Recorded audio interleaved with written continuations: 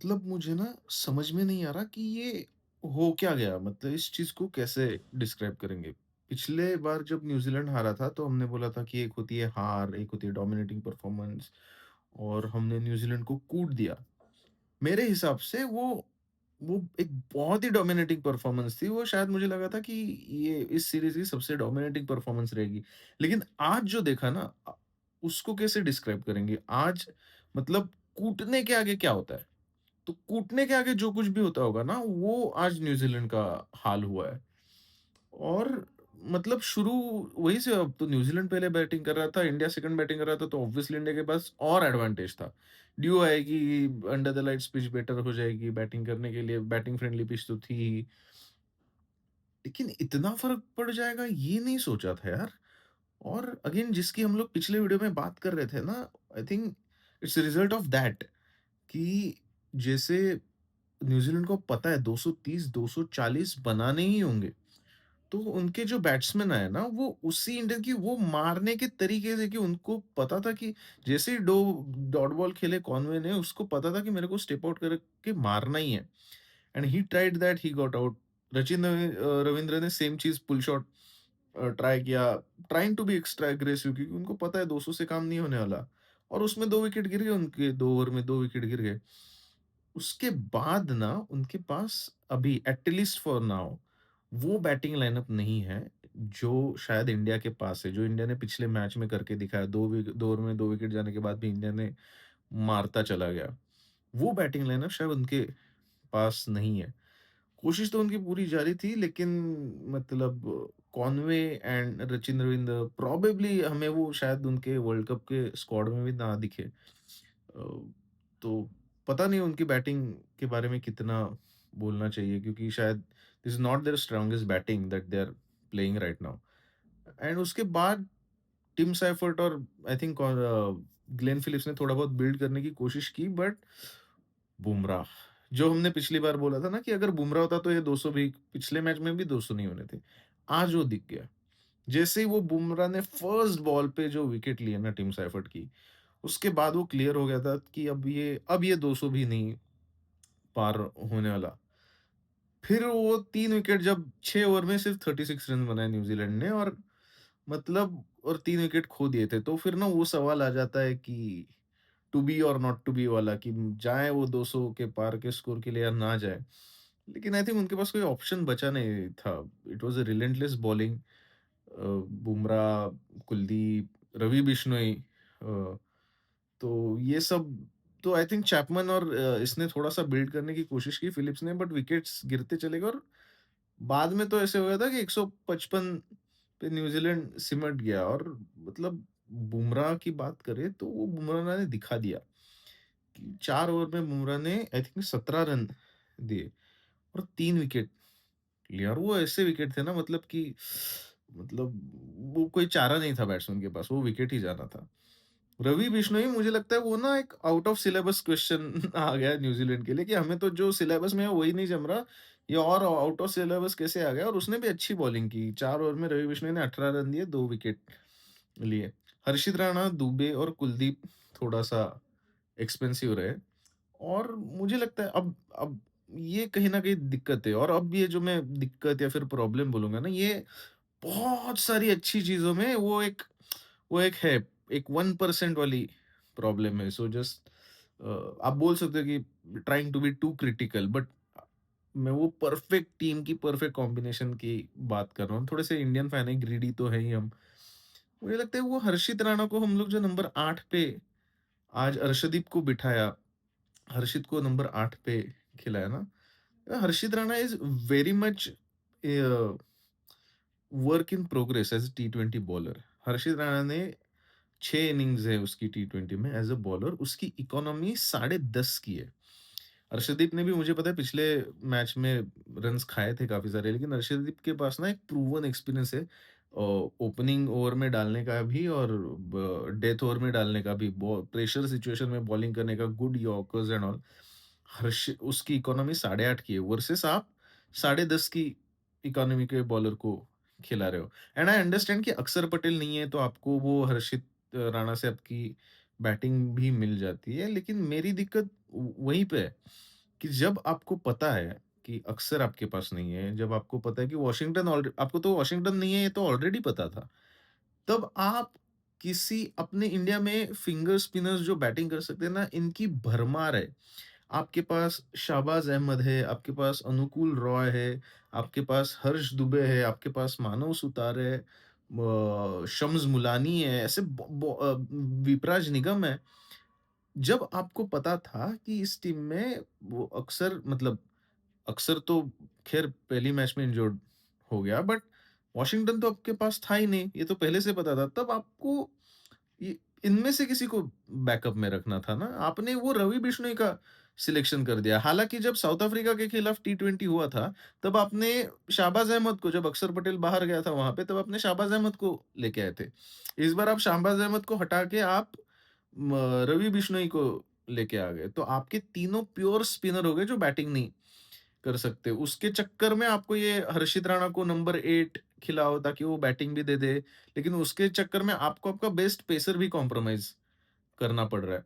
और वैसे भी ये कॉम्बिनेशन तो आप खिलाओगे नहीं, तो अगर this was a good opportunity to try another finger spinner who can bat at number 8 जो हमने पता नहीं why did we exactly go for Ravi Bishnoi. Ravi Bishnoi ने अच्छी बॉलिंग डाली, नथिंग अगेंस्ट रवि बिश्नोई।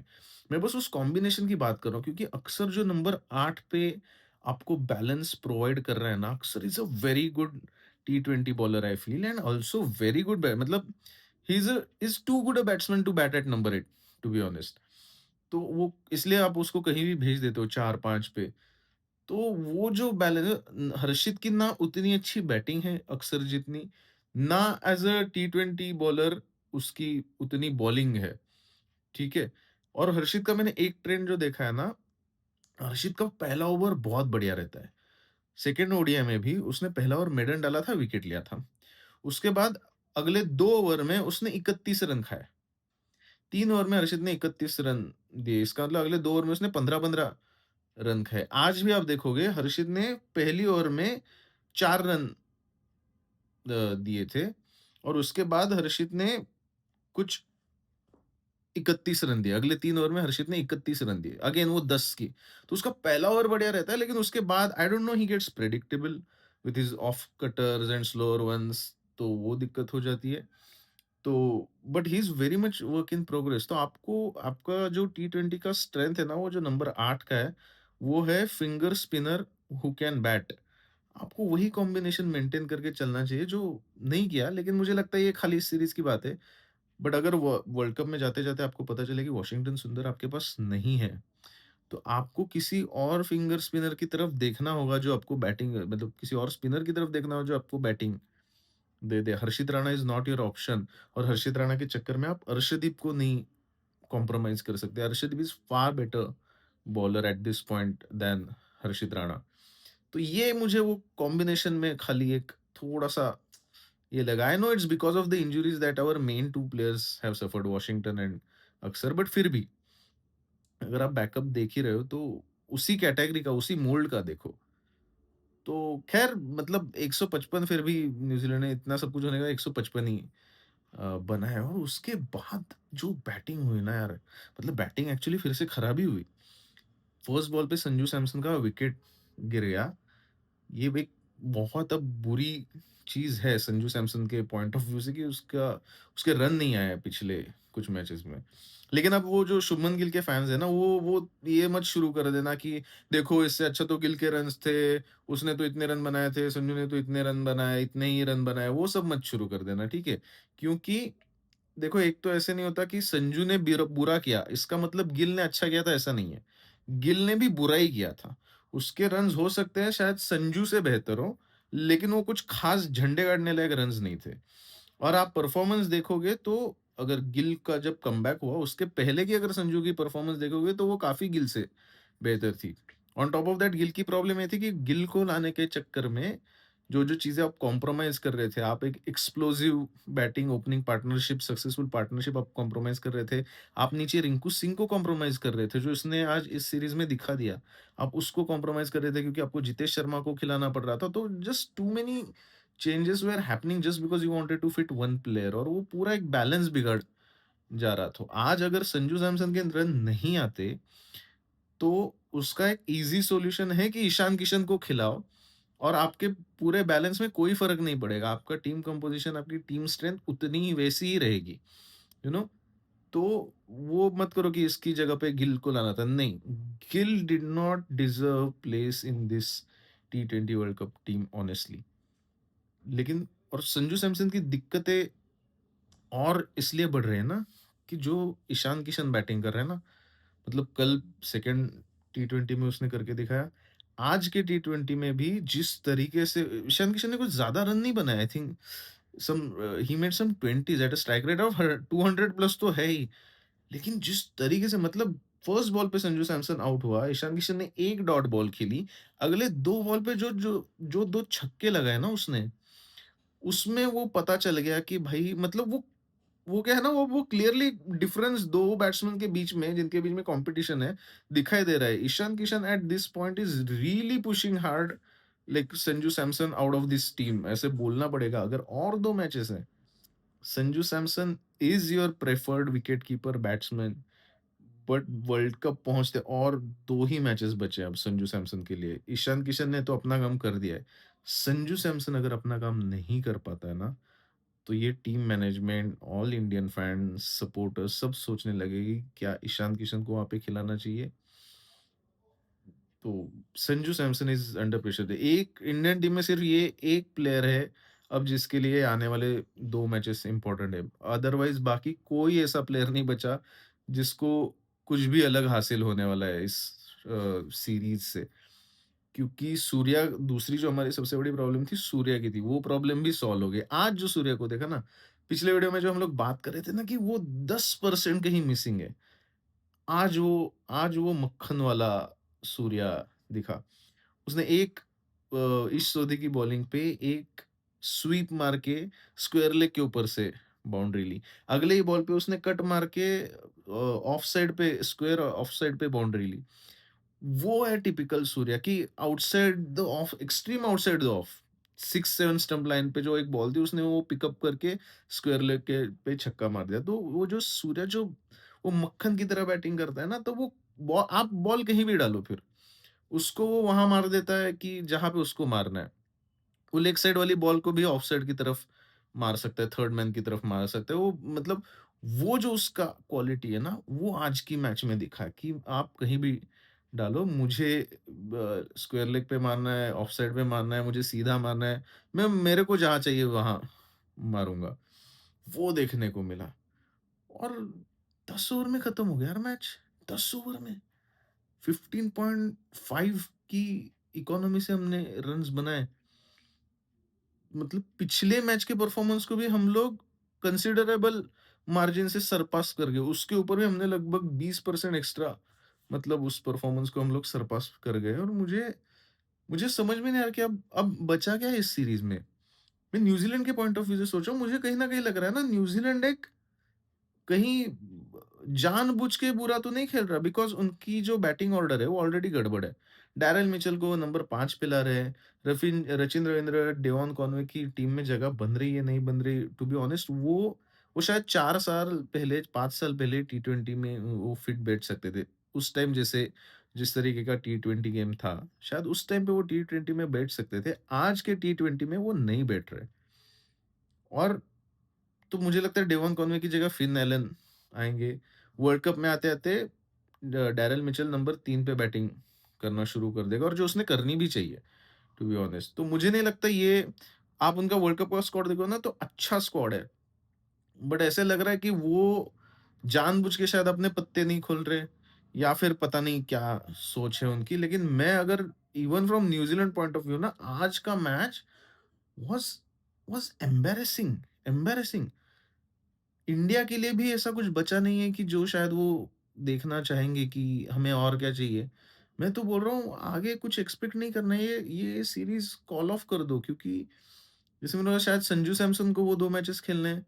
तिलक वर्मा के लिए अगर वो वापस आ रहा है तो वो 2 matches he would like to play those 2 matches. But या फिर आप इंडिया अब कोई भी तरीके का एक्सपेरिमेंट कर सकता है कि 2 मैचेस जो बचे हैं ना, कि भाई शिवम दुबे को नंबर 3 पे भेज दो, हार्दिक को 4 कर दो और रिंकू को 5 कर दो क्योंकि अदरवाइज़ उनको बैटिंग करने का मौका ही नहीं मिला है। फर्स्ट मैच में बैटिंग की थी हार्दिक और रिंकू ने, उसके बाद उन्होंने बैटिंग नहीं की है। दुबे ने सेकंड मैच में थोड़ी बैटिंग की, बट आज कोई मौका ही नहीं बना। तो उनको मतलब पूरा बैटिंग ऑर्डर रिवर्स कर दो, मैं तो बोल रहा हूँ। जो चाहिए एक्सपेरिमेंट कर लो अब तुम। अ, मतलब इंडिया के पास में तो अभी मतलब फ्रीडम ही फ्रीडम है। मैं तो न्यूज़ीलैंड के पॉइंट ऑफ व्यू से सोच रहा हूँ यार, मैं अगर न्यूज़ीलैंड के साइड में हूँगा, तो ये ऐसी हार देख के ना मैं खुद बोल दूँ कि भाई यार रहने देते हैं यार, मतलब ये ना ये हमें हराया नहीं जा रहा। ये साइकोलॉजिकल टॉर्चर हो रहा है, ठीक है? ये ह्यूमिलिएशन हो रहा है। मैं इतने लो कॉन्फिडेंस के साथ वर्ल्ड कप में नहीं जाना चाहूँगा, 2 मैच कैंसल कर दो भाई, हमें नहीं खेलना, हमारी हो गई प्रैक्टिस। 3 मैच खेले हमने इंडिया में, हमारी हो गई प्रैक्टिस। मैं अगर न्यूज़ीलैंड के कैंप में हूँ ना, तो मैं यही सोचूँगा कि भाई और हमें जाने से पहले, वर्ल्ड कप शुरू होने से पहले और ज़लील मत करो, रहने दो। इधर छोड़ देते हैं इस सीरीज़ को, 3-0 आप जीत चुके हो वैसे भी। तो आराम करते हैं सब जन, इंडियन प्लेयर्स आराम करें, हम आराम करें और सीधा वर्ल्ड कप खेलने का देखने का मन कर रहा है यार। ये समझ ही नहीं आ रही है वर्ल्ड कप, ये सीरीज़ का क्या मतलब बना? वही है मतलब, अब रैंडम एक्सपेरिमेंट देखने मिलेंगे हमें इंडिया की तरफ से, और वो भी क्या करें मतलब भाई।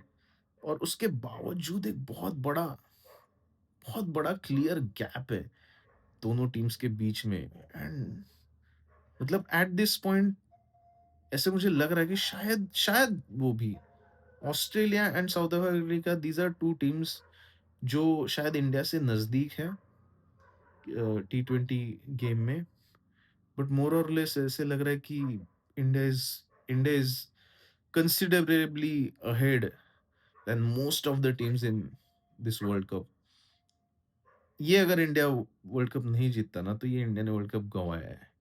ठीक है? This is India's world cup to win. और आई थिंक पिछले 3 मैचेस में हमने जो भी देखा है ना, वो इंडिया ने लाउड एंड क्लियर सिग्नल दे दिया है।